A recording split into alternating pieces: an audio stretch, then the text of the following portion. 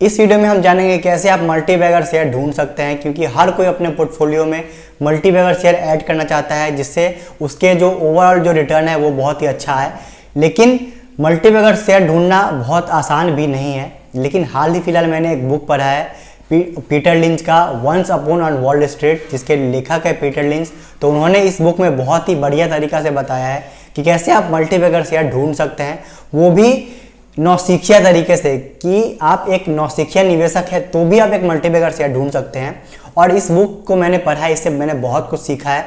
तो जितने भी रिटेल इन्वेस्टर है, जितने भी स्टॉक मार्केट के बिगिनर है, जो भी नए नए निवेश अपना स्टार्ट कर रहे हैं, अपना निवेश का जर्नी स्टार्ट कर रहे हैं, उनको मैं हाईली रिकमेंड करूंगा कि आप इस बुक को जरूर रीड करें। इससे आप बहुत कुछ सीख सकते हैं। लिंक आपको डिस्क्रिप्शन में मिल जाएगा, वहां से आप चेकआउट कर सकते हैं और इस बुक को जरूर पढ़िए जितने भी स्टॉक मार्केट के बिगिनर है। स्टॉक मार्केट में हर कोई निवेश करना चाहता है और हर कोई मल्टी बैगर शेयर ढूंढना चाहता है, हर कोई अपने पोर्टफोलियो में मल्टी बैगर शेयर ऐड करना चाहता है।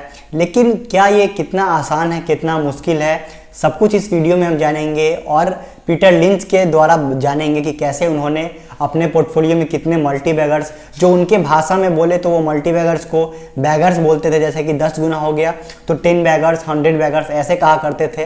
तो कैसे वो 10 बैगर्स, 100 बैगर्स आप भी ढूंढ सकते हैं और एक नौसिखिया निवेशक के तौर पे आप कैसे ढूंढ सकते हैं, अपने पोर्टफोलियो में ऐड कर सकते हैं और ओवरऑल अपने पोर्टफोलियो में एक अच्छा रिटर्न बना सकते हैं over a long period of time. तो ये जानेंगे इस वीडियो में। तो इस वीडियो में बने रहिए, इस वीडियो को पूरा देखिए तो आप जान पाएंगे कि कितना आसान है, कितना मुश्किल है और कैसे आप ये मल्टी बैगर शेयर्स जो 10 बैगर्स, 100 बैगर्स होता है वो ढूंढ सकते हैं। तो चलिए चलते हैं और मल्टी बैगर ढूंढते हैं। तो कितना मुश्किल होता है ना मल्टी बैगर ढूंढना। सभी लोग ये चाहते हैं, सभी बिगिनर ये चाहते हैं कि उनके पोर्टफोलियो में मल्टी बैगर हो, लेकिन मल्टी बैगर आपको मिलता ही नहीं है। जब भी आप मल्टी बैगर लेने जाते हैं तो आप हो सकता है कि आप फंस जाते हैं, चाहे कोई ख़राब स्टॉक्स परचेज कर लेते हैं या कोई पेनी स्टॉक्स परचेज कर लेते हैं। आपको लगता है कि ये मल्टी बैगर हो सकता है, ये 2 गुना, 10 गुना, 20 गुना और 100 गुना हो सकता है, तो यहाँ पे आप फंस सकते हैं। लेकिन पीटर लिंच ने अपने बुक में बताया है और बहुत ही बढ़िया तरीके से बताया है कि वो एक बहुत ही बड़े फंड मैनेजर थे, बहुत ही बड़े म्यूचुअल फंड को वो हेड करते थे और जितना फ़ायदा उनको उस नॉलेज से नहीं हुआ, जितना फ़ायदा उनको रेशियोज देख के, फाइनेंशियल रिपोर्ट देख के और जितना फ़ायदा उनको मैनेजमेंट से मिल के नहीं हुआ, उतना फ़ायदा उनको हुआ, उतने मल्टी बैगर्स उनको मिले एक नौसिखिया के जैसे निवेशक के तौर पे। चाहे एक शौकिया निवेशक जो होता है वो बहुत ही अच्छे तरीके से एक मल्टी बैगर शेयर, एक 10 बैगर शेयर ढूंढ सकता है। आप अपने आसपास देखिए, सबसे अच्छा तरीका है मल्टी बैगर और 10 बैगर, 100 बैगर शेयर ढूंढने का कि आप अपने आसपास देखिए।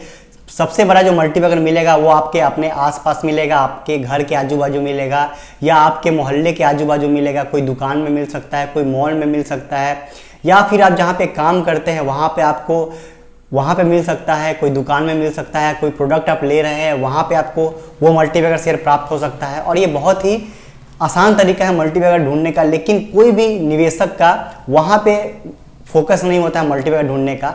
तो एक अगर शौकिया निवेशक के तौर पे अगर आप हमेशा ये सोच के चलेंगे, हमेशा ऐसा ध्यान दे के चलेंगे कि आपको मल्टी बैगर शेयर मिल सकता है, तो आप बहुत ही आसान तरीका से ढूंढ सकते हैं। और पीटर लिंच ने भी ऐसे बहुत सारे मल्टी बैगर जो उनके लिए 10 बैगर, 50 बैगर्स और 100 बैगर्स हुए हैं उनको ढूंढा है। कैसे ढूंढा है वो भी मैं आपको बताता हूँ।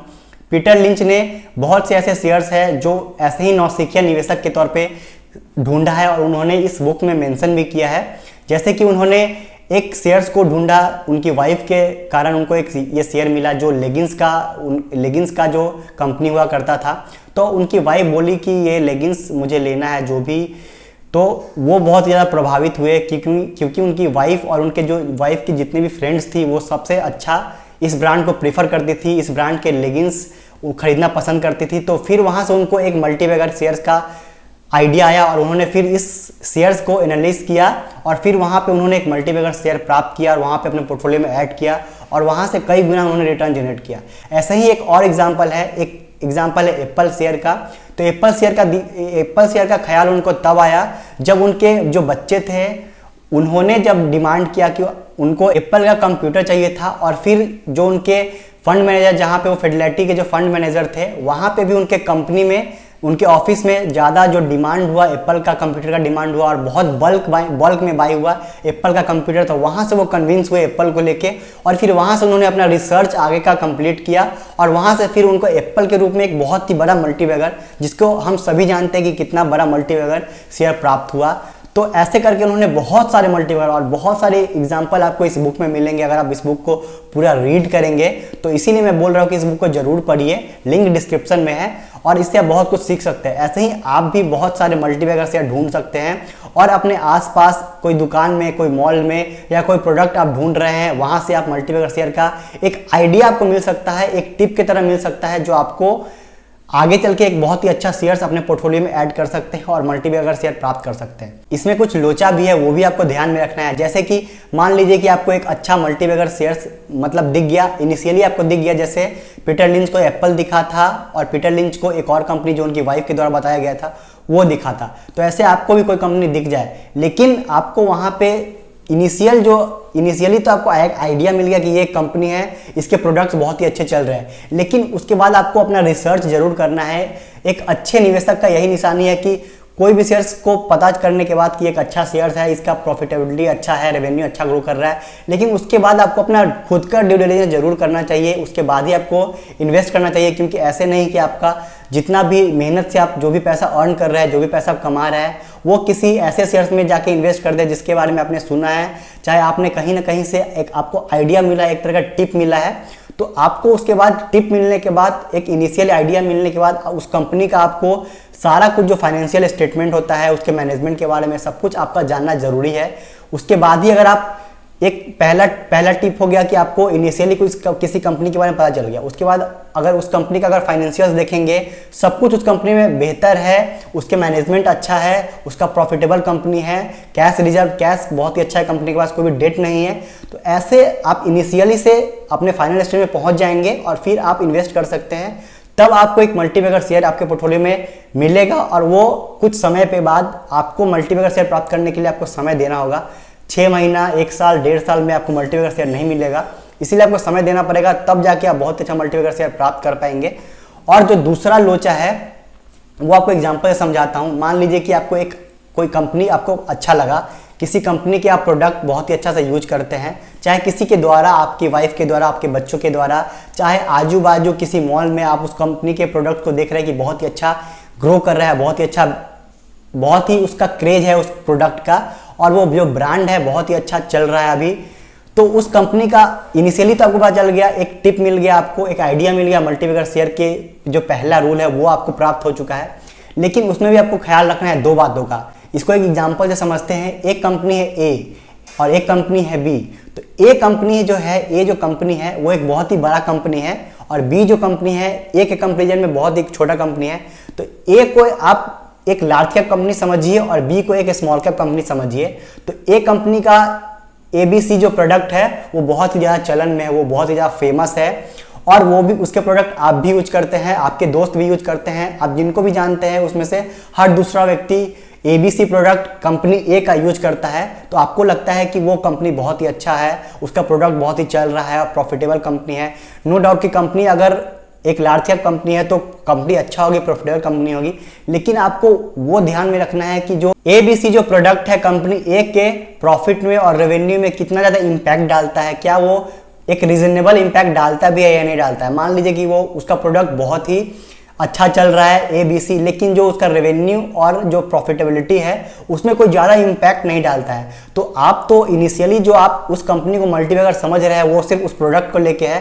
तो अगर ऐसा नहीं है, उसके रेवेन्यू और प्रॉफिटेबिलिटी में अगर कोई ज़्यादा इम्पैक्ट नहीं डालता है तो वो कंपनी मल्टीबैगर साबित नहीं हो सकता, क्योंकि उसमें वो जो जिस प्रोडक्ट के कारण आप इन्वेस्ट करना चाह रहे थे उसका कोई ज़्यादा उस कंपनी में वैल्यू नहीं है। और एक और कंपनी है कंपनी बी, और वो एक बहुत ही छोटी कंपनी है, स्मॉल कंपनी है, और उसका जो प्रोडक्ट है XYZ कंपनी, XYZ जो प्रोडक्ट है कंपनी बी का वो बहुत ही ज़्यादा फेमस है। उसको भी हर एक दूसरा व्यक्ति जिसको आप जानते हैं वो यूज करता है या उसके बारे में जानता है, उसका सामान लेना पसंद करता है, वो प्रोडक्ट बहुत ही फेमस है। अब जो बी कंपनी है, जो स्मॉल कंपनी है, XYZ जो उसका प्रोडक्ट है उसके रेवेन्यू और प्रॉफिटेबिलिटी में बहुत ही ज़्यादा इम्पैक्ट डालता है, लगभग 30 से 50% का जो इम्पैक्ट डालता है। अब ये कंपनी अगर आप लेंगे, कंपनी बी जो लेंगे, क्योंकि जिस कारण आप ले रहे हैं, जिस प्रोडक्ट के कारण ले रहे हैं, जिस प्रोडक्ट के बारे में आपने सुना किसी से, चाहे आप ही उस प्रोडक्ट यूज करते हैं और उसके बाद उस कंपनी का फुल एनालिसिस करने के बाद, सब कुछ सही पाने के बाद, मैनेजमेंट अच्छा होने के बाद अगर उसमें आप इन्वेस्ट करते हैं तो वो एक मल्टीबैगर शेयर प्राप्त हो सकता है आपके पोर्टफोलियो में और एक बहुत ही अच्छा रिटर्न दे सकता है। तो कंपैरिजन यहाँ पे देख सकते हैं, कंपनी ए जो एक लार्ज कैप कंपनी है और कंपनी बी एक जो स्मॉल कैप, कंपैरिजन टू ए बहुत ही छोटी कंपनी है। दोनों का जो प्रोडक्ट है वो बहुत ज़्यादा फेमस है, लेकिन एक ऐसी कंपनी है जिसका प्रोडक्ट फेमस है लेकिन उसके रेवेन्यू में और प्रॉफिट में कम इसकी हिस्सेदारी है। लेकिन जो कंपनी बी है उसका जो XYZ प्रोडक्ट है वो भी फेमस है, लेकिन जो उसके रेवेन्यू और प्रॉफिटेबिलिटी में बहुत ही ज़्यादा इंपैक्ट डालता है। तो जो कंपनी बी का जो चांसेस है मल्टीबैगर, 10 बैगर, 100 बैगर होने का वो कहीं ज़्यादा है कंपैरिजन टू कंपनी ए। तो ऐसे करके आप अपने पोर्टफोलियो में ऐड कर सकते हैं और एक नौसिखिया, चाहे नौसिखिया इन्वेस्टर बोलिए, चाहे एक ऐसे इन्वेस्टर बोलिए जिसको ज़्यादा पी रेशियो देखने नहीं आता है, ज़्यादा बैलेंस शीट पढ़ने नहीं आता है, वो भी आप एक मल्टीबैगर शेयर प्राप्त कर सकते हैं।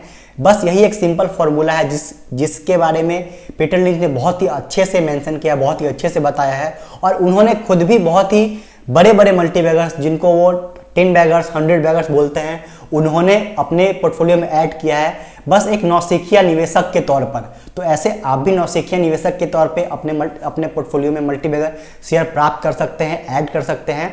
बस आपको फोकस करना होगा, बस आपको ध्यान देते रहना होगा कि क्या कोई ऐसे कंपनी है, कोई ऐसा प्रोडक्ट है जिसको आप जानते हैं, जिसके आपके दोस्त जानते हैं, बहुत ही ज़्यादा फेमस प्रोडक्ट है, बहुत ही ज़्यादा ग्रोइंग बिजनेस है, ग्रोइंग प्रोडक्ट है, आने वाले टाइम में वो बिजनेस ग्रो करेगी। चाहे वो जो प्रोडक्ट है, जिस कंपनी का वो प्रोडक्ट है वो बहुत ज़्यादा फेमस हो चुका है, बहुत ही ज़्यादा प्रॉफिटेबिलिटी में, कंपनी के प्रॉफिटेबिलिटी में वो इम्पैक्ट डाल रहा है। तो ऐसे कंपनियों में अगर आप इन्वेस्ट करेंगे तो बहुत ही अच्छा रिटर्न प्राप्त कर सकते हैं ओवर लॉन्ग टाइम। क्योंकि स्टॉक मार्केट में अगर इन्वेस्टमेंट करना है, इन्वेस्टमेंट में अगर आपको वेल्थ जनरेट करना है तो आपको लंबे समय का एक टाइम होरिजन लेके चलना होगा।